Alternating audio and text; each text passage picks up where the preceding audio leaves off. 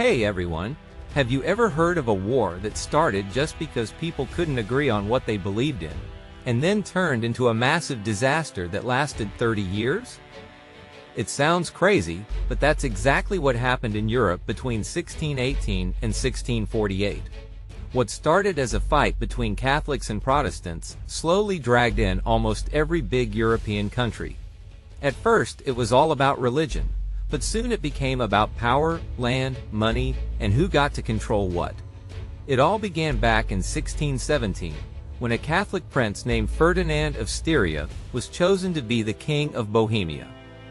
Bohemia was mostly filled with Calvinists, a group of Protestants who didn't get along with Catholics. So when Ferdinand came into power, the people weren't thrilled at all. In May 1618, things got out of hand. A group of angry Calvinist nobles stormed into Prague Castle and threw two of Ferdinand's officials out the window. This wild event is now known as the Defenestration of Prague, and it kicked off a huge chain reaction. The Calvinists quickly took control of Bohemia, and tensions started to spread. In 1619, Ferdinand became the Emperor of the Holy Roman Empire. But the people in Bohemia didn't want him as their king. They turned to Frederick V, a Protestant prince from the Palatinate, and offered him the crown instead. Ferdinand wasn't going to let that happen without a fight. With help from the Pope and the Catholic rulers of Spain and Poland, he formed a strong alliance. He also teamed up with Maximilian I, the leader of the Catholic League. Their combined armies defeated Frederick in 1620 at the Battle of White Mountain. By 1623, Ferdinand had taken back control of Bohemia, and Frederick lost his lands and title. But the war was far from over. In 1625, Christian IV, the Protestant king of Denmark, stepped in to help the German Protestants. He hoped to stop Ferdinand from gaining too much power. Unfortunately for him, his army was no match for the Catholic League. The Catholic generals, especially a powerful mercenary named Wallenstein and a commander named Tilly, defeated Christian's forces.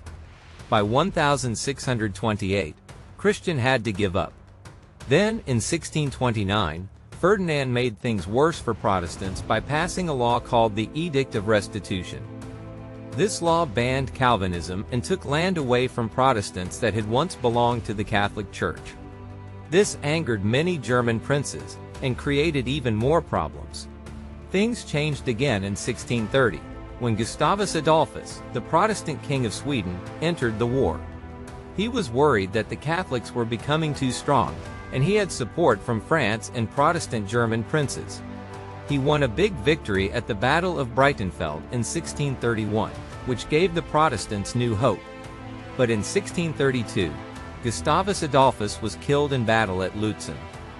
After that, Wallenstein, who had once worked for Ferdinand, secretly tried to make a deal with the Swedes. When Ferdinand found out about the betrayal, he had Wallenstein killed in 1634. In 1635, a treaty called the Treaty of Prague tried to bring some peace by canceling the Edict of Restitution and calming the fighting. Even though some peace was made, the fighting didn't stop. France was still very worried about the Habsburg family. They ruled both Spain and the Holy Roman Empire, and had a lot of power. France feared they would be surrounded by Habsburg lands, so they officially joined the war against Spain. The war spread across Europe, and even parts of France were attacked. Towns were burned, farms were destroyed, and regular people suffered terribly. There were battles in places like Alsace, Lorraine, and even close to Paris. After years of battles and suffering, things finally began to slow down. Several major leaders died, including Emperor Ferdinand II in 1637, Cardinal Richelieu in 1642, and King Louis XIII of France in 1643. The new rulers wanted peace. Ferdinand III, the new emperor, and Cardinal Mazarin, who helped rule France under the young King Louis XIV, started peace talks.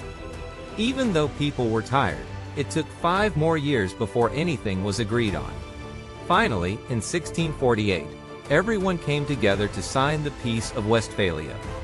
This peace deal officially ended the 30 Years' War. It changed a lot of things in Europe. Germany was split into a group of smaller states that could each choose their own religion. The emperor still had a title, but he didn't have much real power anymore. Calvinism was now legal, just like Catholicism and Lutheranism. The war hurt Spain's power a lot, and France became the strongest country in Europe for a long time. People had suffered through 30 years of battles, betrayals, and destruction. Families had been torn apart, cities had been ruined, and millions of people had died. But finally, with this peace treaty, Europe began to move toward a new time where peace, cooperation, and national pride were more important than endless war.